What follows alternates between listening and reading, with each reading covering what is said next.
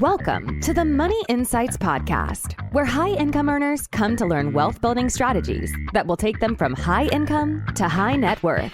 With your hosts, financial and wealth-building experts, Christian Allen and Rod Zabriskie. Welcome into today's episode of the Money Insights Podcast. I'm your host, Christian Allen. I'm here with my co-host, Rod the Pod Zabriskie, who's back from a vacay. Rod, what's going on, man? Hey, I'm doing great. Fresh and ready to go. We missed you last week, but we did have some fill-in friends, right? Yes. So we had Brennan and Blake who came in and we talked about the 10 most costly mistakes high-income earners make. I thought it was a fun episode. Yeah. So, why wouldn't you want we did miss three you. as opposed to two, right? Yeah. Anyone listening got 3 for the price of 2. Okay. So here's what's crazy though. I mentioned we went up to Glacier National Park, and gratefully we had amazing weather when we were in the park. But the very next day, it was raining for us. We were out doing other things outside of the park, but they got dumped on, snowed. Oh, really? Holy smokes. So it sounds like it was pretty good. We wouldn't have been able to do all the things that we did do if we had planned even a day later. This is in August. So that is wild. Nuts. Well, congratulations on your good fortune. I'm glad that it worked out for you guys. Thanks. Appreciate it. So we missed you though, Rod. We just don't have the same wisdom that we get from you. Well, I appreciate it's that age, the gray hair. Oh, wait, you don't even have any gray hair. Well, I could probably show you a few, but it's showing with my glasses. I'm at the point, even at my computer, I was pushing it off for a long time. If you were watching this like a year ago and you probably saw a couple of episodes, I put my glasses on. I'm like, I don't want to always be wearing these.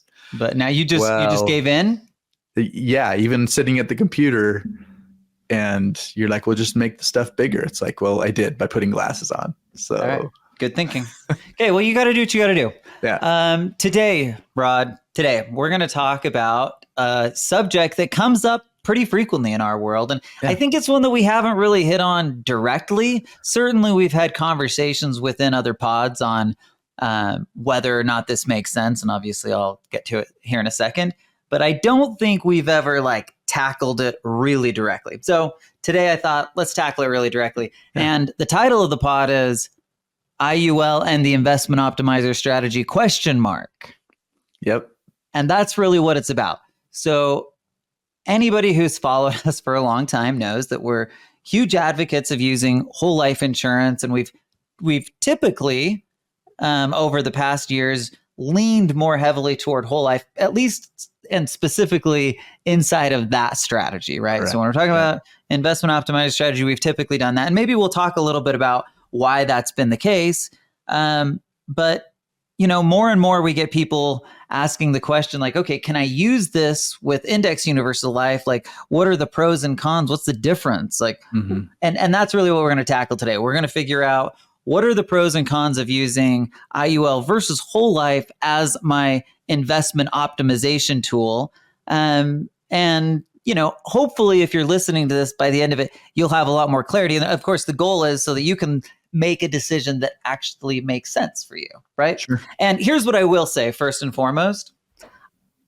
I think it can be done either way. I don't think historically it was always that easy, but I think because of the way things have shifted over time, I think it can be done with either one. And so we're just going to dive right into it, Rod. Before we do, though, we can't take things for granted. So you've at least got to make sure that people understand the basics of an IUL, what are the mechanics we're talking about. So kind of get us set off on the right foot so we can start digging into it. Sure. So IUL, and maybe I'll do it as a comparison with whole life, because again, we don't want to take anything. Perfect. Right. That's great. So in both cases, we're talking about life insurance. Obviously, we're talking about cash value life insurance, which just means that inside of your insurance policy, you have an account. They call it the cash value. And that is real money that's sitting in your account that you have access to, you can do things with.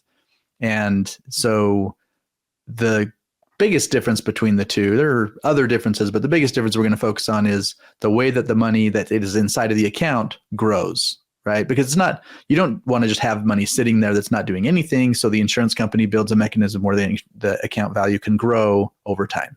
Okay. In a whole life policy, it grows based on a guaranteed interest rate. And then we specifically use mutual life insurance companies so that we can also get a dividend. So guaranteed interest plus dividend, that's how the money grows in a whole life. And so sometimes people will ask, well, where does that all come from? And it's just like the insurance company. It's kind of like if you went down to the bank and you said, well, what are your CD rates or whatever, right? Yep. With in this case, you're going to the insurance company. Well, what's your guaranteed interest rate on a whole life policy? Oh, well, it's 3% or 2. It can vary anywhere between 2 at the lowest up to 3 3/4 as the most. But again, 3 is pretty typical. But then also, I mentioned we're specific on mutual life insurance companies, which just means that when you become a policyholder, you also become a partial owner of the insurance company. So when they pay a dividend, you get a portion of that paid to you, and we just put that into the policy, create some compounding growth with the dividend as well.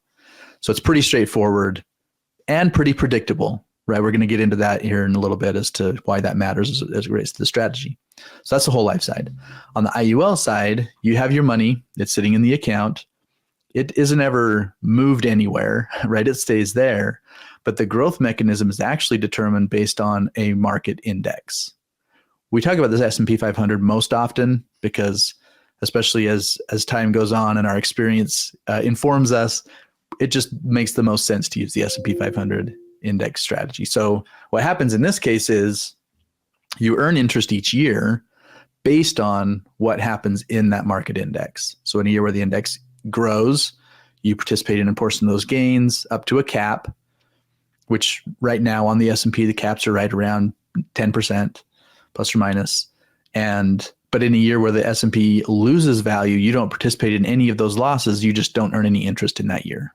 So somewhere between 0 and whatever the cap is, so let's just say 10%, is what you're earning each year based on that.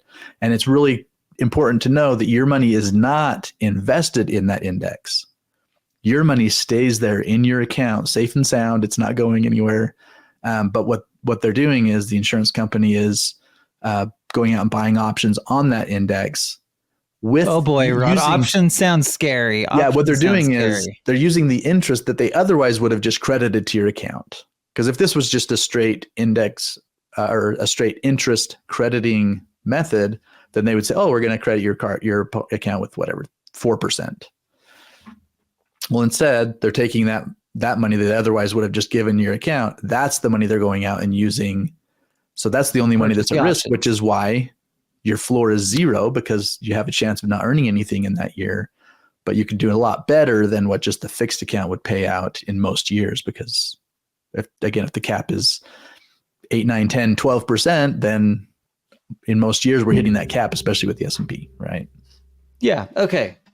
So a couple of points I was just thinking about as you were explaining and running through that. One point is this: regardless of what type of policy you're using, it has to be designed correctly, right? We always emphasize the design, which, it's a bizarre thing. When I start talking about designing life insurance, I think somebody listening has to be like, what does that even mean? Like, how do you design life insurance? Well, the reality is that these policies have a lot of variability, for lack of a better word. Like, there is a lot of flexibility in what you can do with them, and a lot of it has to do with the way that the agent who's actually designing the policy. So it's like we have like this shell from the insurance company, right? They say, okay, here's some mechanics. This is how this policy works, but there's a bunch of things that you can toggle and move around to make adjustments in, whether it's death benefit or cash value, like those types of elements. Yep. So like the thing that I want to just emphasize here is that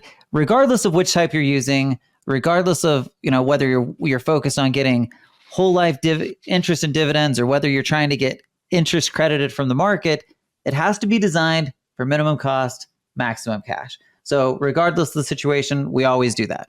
Okay. So Rod, you talked about like the differing ways that the IUL and the whole life policy grows. Now, maybe the next step for us is to get into how it relates and how it connects to the investment optimizer strategy, right? Because obviously we're saying like the two are not, they're not synonymous, right? Whole life is not the investment optimizer. IUL is not in and of itself. They both require the framework, and then you've got inside of that the policy. So talk about how those things kind of come together, and then maybe we'll just break down like some of the things that we've seen historically that were maybe leaning us more toward whole life, and why we're today probably a little bit more open to it than we have been historically. Yeah. And so as it relates specifically to the investment optimizer, maybe we'll do a high level recap of that.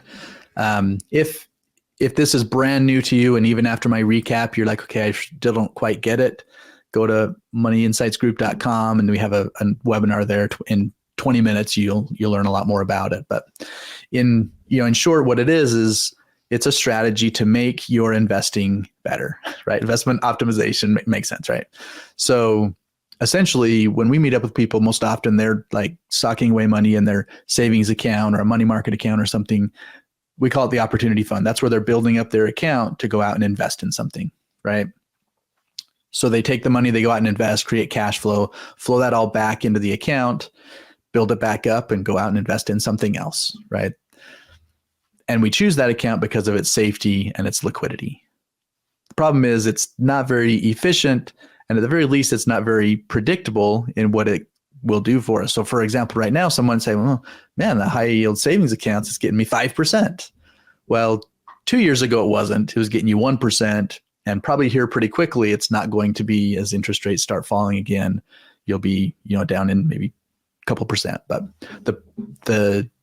so it's not very efficient from that standpoint. Well, and it's always important. I always say this: life insurance, cash values, when designed, well, really, life insurance cash values and the interests that are being credited are designed to outproduce bank savings and CDs and things like that. Like people wouldn't utilize it if they didn't have that element, right? So over the long run, life insurance will certainly outperform it. There could be, we see like moments in time, right, where if interest rates are going wild, which they did, but even then, I don't know that they were ever passing. It wasn't outperforming the long-term return that you can get inside the policy, especially when you consider the tax elements and you know what I mean. So anyway, but the point you're making is right on, right? Like the beauty of whole life insurance is just that we kind of know what we're going to get. It's safe, it's secure, it's like money in the bank, and that there's something to that. Yep,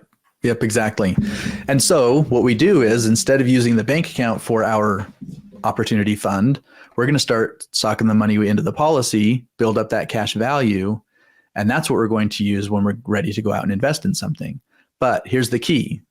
When I do that, I'm not actually taking my money out, because what I want to do is leave it there, actually take a loan against it. So the insurance company makes a loan available.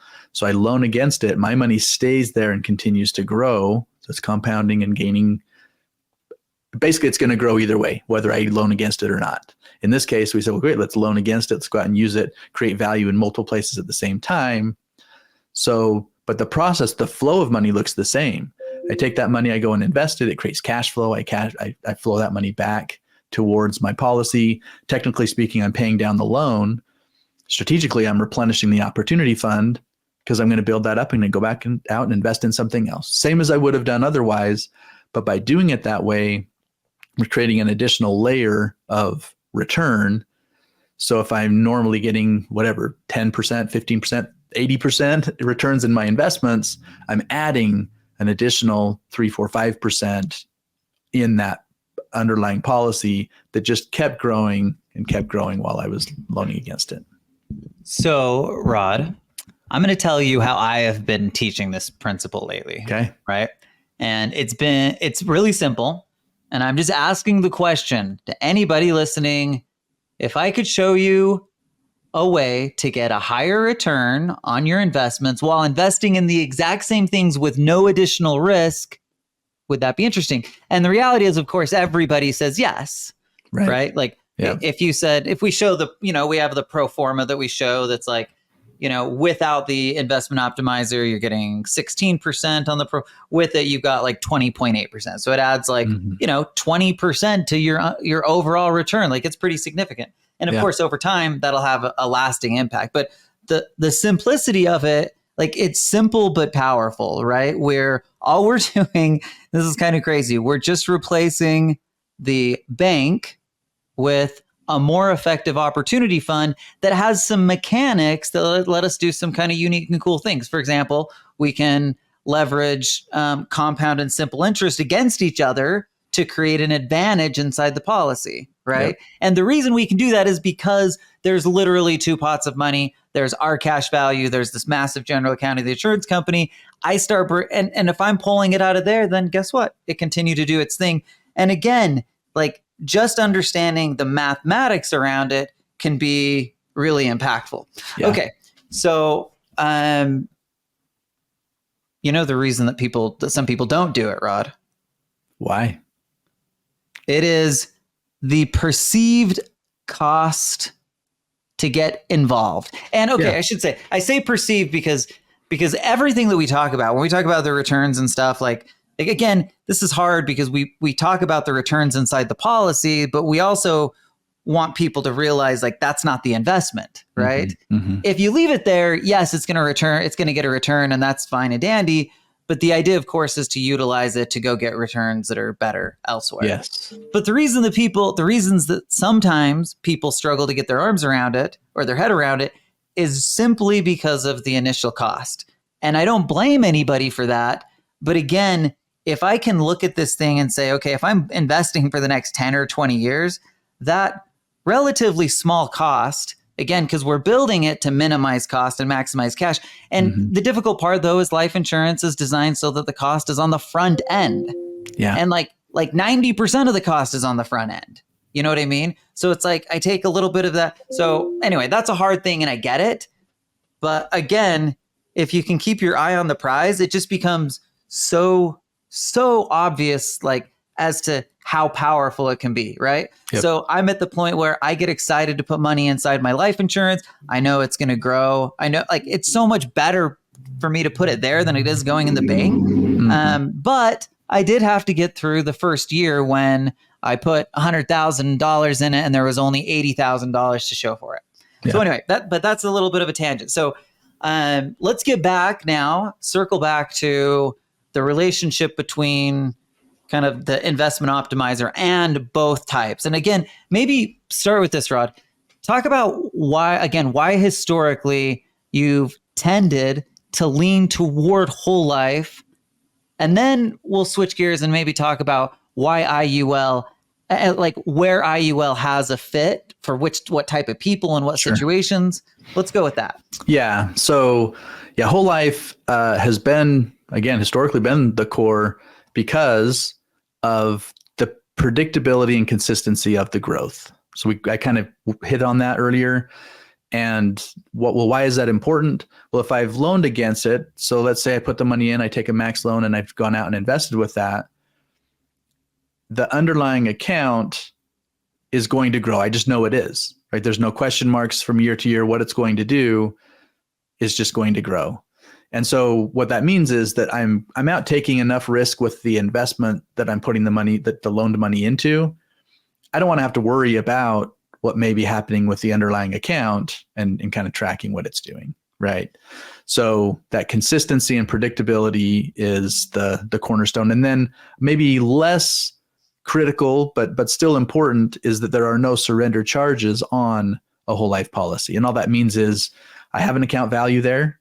Whatever my cash value number is, that's what I have access to. But they call it surrender value because that's what it would be if I just cashed it out. I'm not doing that, but that's the number that is being calculated off of to say how much can I loan against it, right? That's a good point. And that was a big barrier, like a major barrier in the IUL space, because one of the characteristics of universal life was this surrender charge that reduces over a period of 10 or 15 years at times. Like it can be a long time. So that was very much a barrier. Okay, one thing I also wanted to emphasize when you're talking about the consistent, predictable growth of whole life, we're not just talking about like 10 or 15 or 20 years. Like we're talking about 180 years of ultra consistency, paying the guarantee every single year. And for most of these like the companies that we're using, they've also paid some sort of a dividend in every single year. So it's like, there's just there is something to be said for knowing exactly what I'm going to get. And then I don't have to necessarily be concerned or worried if my outside about what's happening over there and if it's going to have an impact on my policy. Like I just have a really solid base, right? And I think that's the thing that people have to realize. Whole life provides, like, I would still say whole life provides the most solid base for utilizing the investment optimizer strategy. Again, that doesn't mean that IUL can't be really useful and can't work. I think it can, but we're going to talk about, again, why you would decide to use that instead of, and hopefully that'll kind of, be a little bit enlightening. Okay. So let's switch gears, Rod, and talk a little bit about the IUL side. Mm-hmm. And again, bringing in like that connect. Okay. So I should say, is there anything else on the whole life side you wanted to hit on in terms of why we were using it? There's, I hit on everything that I wanted to. There's one more that's a comparative difference, but I'm gonna hold that until we talk about IUL because that's when it'll be important. Okay. Well, let's move on to that then. Let's start having the conversation about IUL. Okay. The question then is, Rod, if historically you were a whole life guy in conjunction with the investment optimizer, what potentially has changed in your mind or thought processes or whatever to feel like, hey, I'm opening a space for using IUL here, even if it's not like the core first thing you go to. There are people who have been doing it with IUL for a long time and doing it very successfully, right? So it's not that it can't be done. We just have to understand the dynamics and make sure we're doing it right. But talk about that kind of shift that's happened with your thinking as it relates to these, IUL. Yeah. And the investment optimizer. I think the biggest thing that's changed is in the evolution of IUL to where it is to today, they've introduced a rider that removes the surrender charge. So let's go back and talk about that because maybe I didn't spend enough time on that. I'll give you an example, right? Let's just say I have a policy with a cash value. Let's say the cash value is $100,000, right? So that's my account value. That's what actually is in my account earning interest each year. But because of the surrender charge, and that comes about just because the insurance company is saying, hey, we're committing a certain amount of resources to set this up and make it be what it is. And so if you cancel it in the early years, we need to recoup those costs. And so, yes, you have a full account value and you're in this example, the full 100,000 is working for you. But if you canceled it, we're going to take whatever, 30,000 or something out of that. And so your surrender value is actually 70,000. Okay.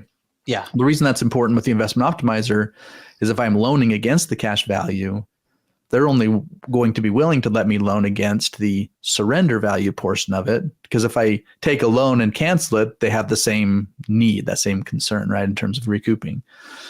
So, but what if there's a rider that removes the surrender charge? Okay, so that's the big thing. That's what they've done. Yep, that's what they've done. Now, it comes with the cost. So I can add the rider. So now my 100,000 account value is my 100,000 surrender value. That means when I loan against it, I can loan against more. Now that brings us back into the realm of it becomes more palatable. Yeah. So what you're saying, and I just want to break this. I just want to make sure this is really clear. What you're saying then is that historically with an IUL, I would have without question had less money to go out and invest because of the high surrender charges that exist within them. Yeah. Right. So for us, it was like, that's kind of a non-starter, right? If someone only has 50% of their cash value available to them, then, that's not really where we're going for here. Yeah. So anyway, that tended to help, again, we tended to move toward whole life because we don't have to deal with that nonsense. Right. Yep. Okay. So to your point, enter a rider that eliminates this. Suddenly there's no surrender charge. Like you said, we do have to pay a cost for it. They changed the way that they pay agent commissions, which is totally great with us. But there's some things that they've adjusted in it that make it possible for me as an investor to say, oh, I can put money in this type of policy and I can get money back out relatively quickly and a similar amount. So now, instead of just having this one singular hurdle that just eliminates it, now I can look at it and like compare these other elements of how the policies work, how they grow, what are those mechanics, how does the loan work? And as I do that, then I can make a decision. But again, for us, it was just like eliminate it altogether for that one reason. And then, there was maybe some other things that we have, like some questions, because the truth is you've got to be more careful when you're using the strategy with an IUL than you do with whole life. And maybe I'll turn it over to you to talk about why that is. Yeah. So the cash value is there. Again, your money's not going anywhere, but if you've loaned against it, and so you're accruing some sort of interest or having to pay it, right? But let's just say we have to also think about, well, what if there's a situation where I've made an investment, the cash flow isn't coming the way it was supposed to, so I don't have the money to be paying even the interest on my loan. And then simultaneously, because of the way IUL works, if the market is struggling and not growing, and so I'm not earning interest on that side, then all of a sudden I can be kind of pushing the limits. Now, here's the difference that I held back on the whole life. When we talk about taking a loan against a whole life policy, because of that predictability and consistency, the insurance company, and even banks for that matter, will allow me to loan up to 95% of what my cash value is. So that's the loan to value. Whereas on the IUL side, it's more like, depending on the situation, 85 to 90% loan to value. So I can have the same $100,000 sitting in a whole life, same $100,000 sitting in IUL. I can get 95 off of the whole life policy, only 85 to 90 off of the IUL. Okay. So that in some ways that kind of helps me create a buffer against the possible scenario I was just talking about.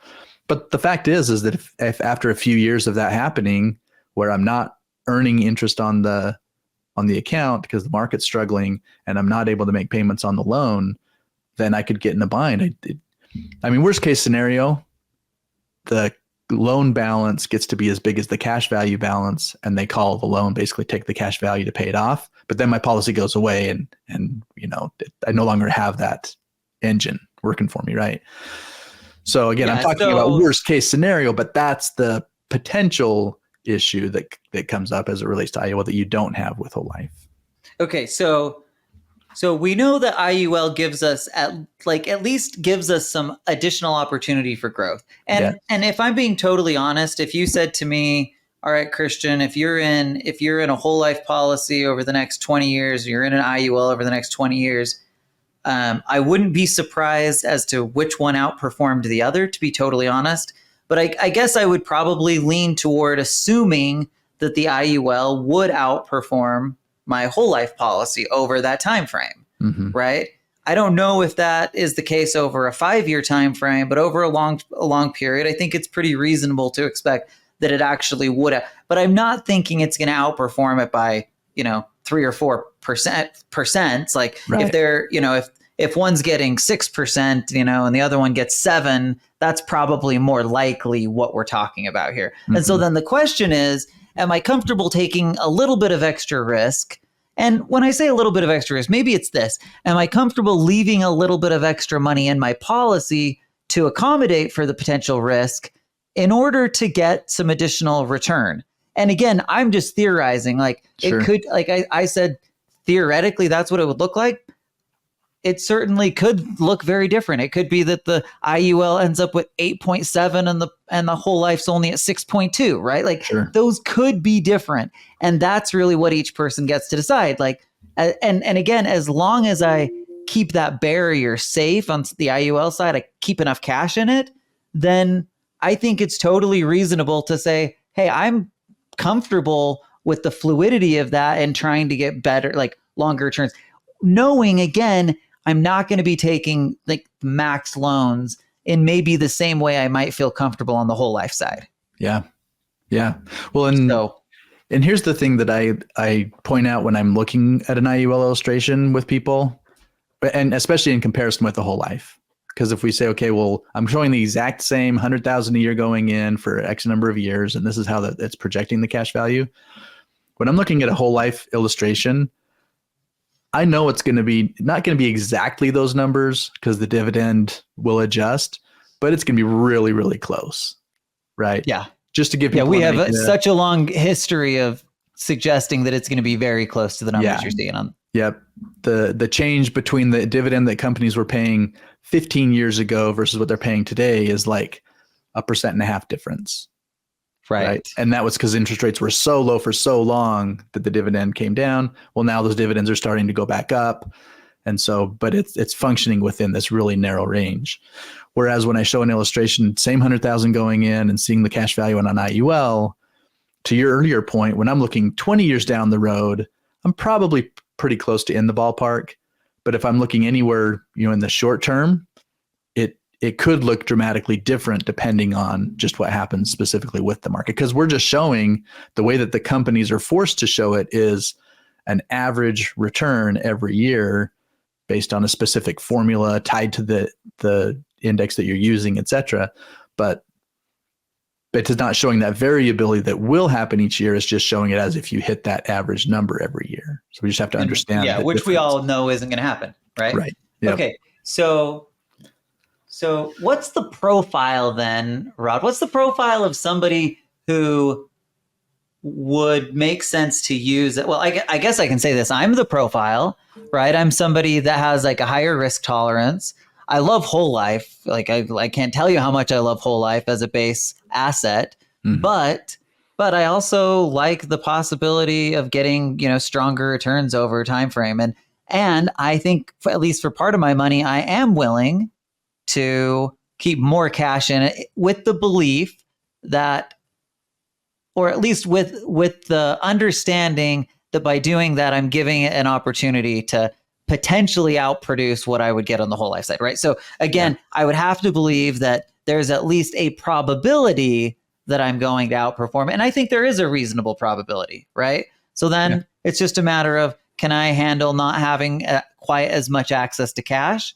And I think for me, the answer is, well, I probably do both, right? Yeah, that's the way we operate. We like to utilize both.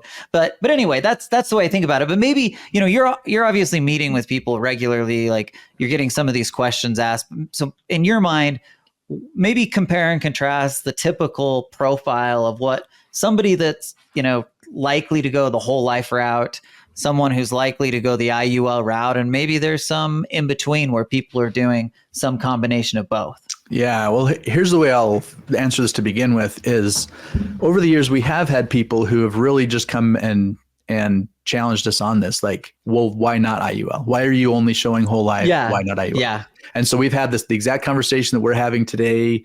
We would describe with them and say, hey, I'm more than happy to do anything you want me to do. Let's just understand the difference. Yeah. And when we go through and show the difference and show the illustrations and have, talk through, hey, here's the predictability versus the variability and plus or minus. And in almost all cases, they opted with the whole life because to the kind of response that I'm getting is that the risk they're taking in the other place, that's enough, right? And they're okay if the long term they end up at 5% instead of 5.5% or whatever, you're looking at. Okay, Rod. So I'm going to challenge you on this. I have a question because I think this is, if I'm listening to this is what's coming to my mind. Well, I'm listening to you and this is what's coming to my mind, Rod. Here's the question I have for you. Is the reason that people are almost always picking that, is it as much because that's the way that we lean? That's philosophically the way that we talk and think and have positioned it versus, so again, if it's clear that Rod's a little more excited, like a little more on the whole life sid, then, that's probably going to sway some people. Yeah, I think it's a fair question that way. So I'm just curious about that element. And I would say for people who did at high level, like didn't get in very deep, that's probably it. Right. They're looking at it and they're saying, okay, well, in your webinar, you said whole life. I brought up IUL. Clearly, you you're showing a whole life because of, these things. And so I'm sure there's a lot of that. And then there are, again, I'm not saying there are a bunch of these, but there's the deep divers that go deep, and there have been those that do end up going and choosing IUL. And even I had one that said, in his case, he was ultimately moving away from the investment optimizer, to be truthful, because he was like, well, I don't even want to have that rider on there that removes the surrender charge, because I don't want to have the added cost, the added kind of drag on that. So he just wanted the IUL. Ultimately, that's what he ended up choosing. He was like, all right, I just want a policy that like making that the kind of investment in that case. Yes, that's exactly right. Okay. Okay. That's helpful to know. And of course, everyone knows, like, we use IUL when we do premium finance stuff all the time. Right. But I think this conversation is important just because even though philosophically we've tended to move that direction, I've just, especially more recently, I've kind of just been thinking this through, and like, I can't come up with a logical reason why it wouldn't make sense and wouldn't work so long as those couple of elements are done. And I don't want to be Dave Ramsey. Like, that's the last person I want to be, right? Like he's super rich, and so like he's got that going for him. But other than that, I do not want to be Dave, because Dave Ramsey is famous for basically telling people it won't work or it's stupid or dumb or whatever, because he doesn't think they can execute or understand it. Yeah. And that's just not the way we want to operate, right? Yeah. If you understand how the IUL works, and understand what needs to be done in order to do it successfully, like, who am I to say, no, you shouldn't do that? Like, at the end of the day, it has to do with people's risk tolerance, their preference, right? Yeah.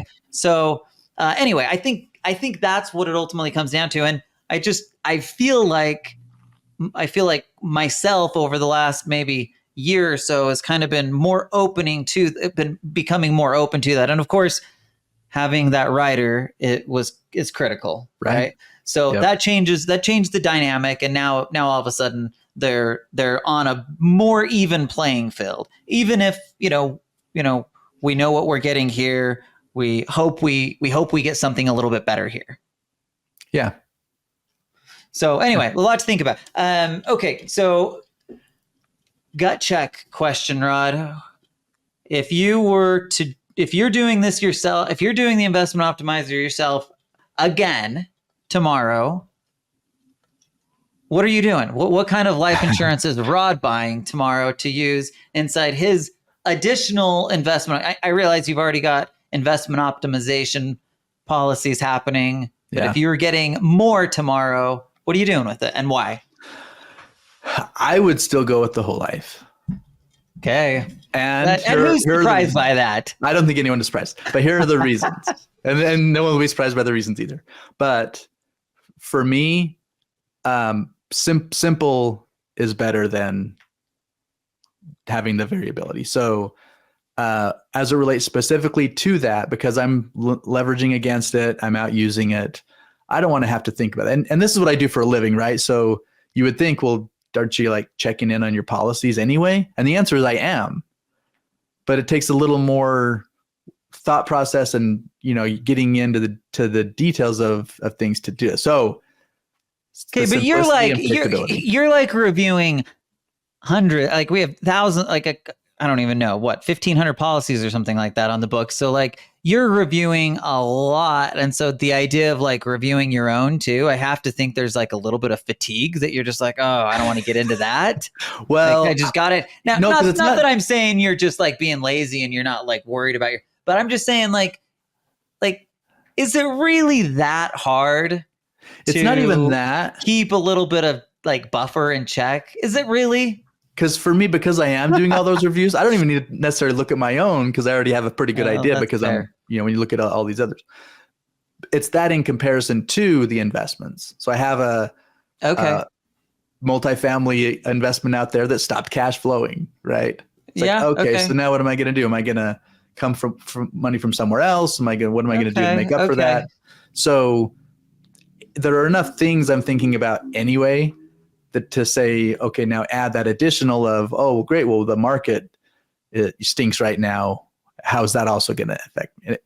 Do you know what I mean? Yeah. So Yeah. Okay. Well, I wanted a truthful response, and I feel like I got that. I think I always felt like you were leaning that way.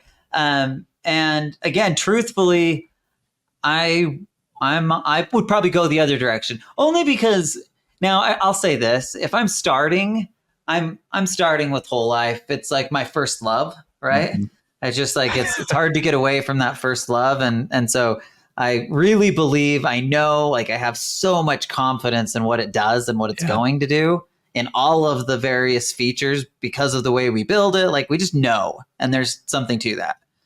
But Rod, if you don't take risk, if you don't like, you just have to like sometimes go outside, and it's not a lot of risk. It's just a little bit. It's just a little bit of extra risk. So anyway, the good news is Rod's not going to decide for you. I'm not going to decide for you. Everybody gets to decide for themselves, and it's really a personal preference thing, probably more than anything based on risk tolerance. Yeah. Again, I say that, and I'm kind of like squeamish saying it because it's not the same as risk tolerance when we're talking about, okay, where we want to go on our mutual fund. Like we're talking about a very like slight difference in risk, because it absolutely can be, if you have one or two or three or whatever couple of policies, it's not that difficult to manage and make sure that, they're in check. And yet I also can totally understand the person who's like, look, my investing is happening outside. Let's let that do it over. Mm-hmm. Let's just let that be where I go drive real returns. And let's just have this be a foundation that's solid. I feel really good about. Both make a ton of sense. You guys get to decide how it works. Okay, Rod, do you have any final thoughts on our kind of back and forth between the two? Yeah, one last thought, and that is if you're listening to this and you're saying, okay, well, I already have a policy and it's whole life and it's IUL. What do I do? Well, the cool thing is that as long as you're working with a company that has that loan provision, you can use it either way, right? So, and we have this all the time. People come and they'll be, oh, well, I have this. Can I use it?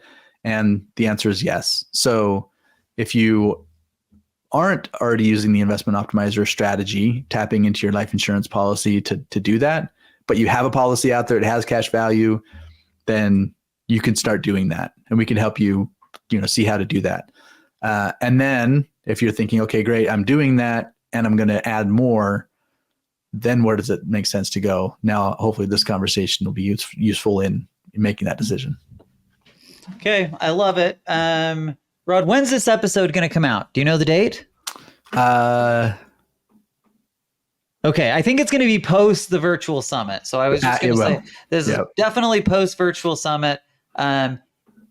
If you're listening though, and you didn't attend the virtual summit, shoot us an email and we can send you a replay, and you'll get to listen to at least the majority of it. Rod, this one's been fun. I think it's an important topic. I think more and more people are asking questions about like which, and can I just tell you, there's like a lot of demonizing of both sides. Like that's one of the reasons I wanted to tackle this, is that there's so many people on both sides of this fence, like one of them, like literally like evil. They're like, one of them's just like bad, awful, like going to create, nothing but financial ruin. And then the other one is just like absolute gold. And there are very strong voices saying both of those things, both directions. The reality is that both, they're not that different. They both have significant value if and when I use them the right way. So that's the answer. Okay, thanks everybody for listening. We'll see you next week. Thank you for listening to the Money Insights podcast. To learn more about the financial and business strategies discussed in this show, please visit moneyinsights.net. The views and opinions expressed on the Money Insights podcast are not intended to be individual financial, tax, or legal advice. Always consult with the appropriate advisor before making financial decisions. And if you're enjoying the show, please feel free to rate, subscribe, and leave a review wherever you listen to your podcasts. This will help others find the show and learn wealth-building strategies for themselves. Thanks again for tuning in, and we'll catch you in the next episode.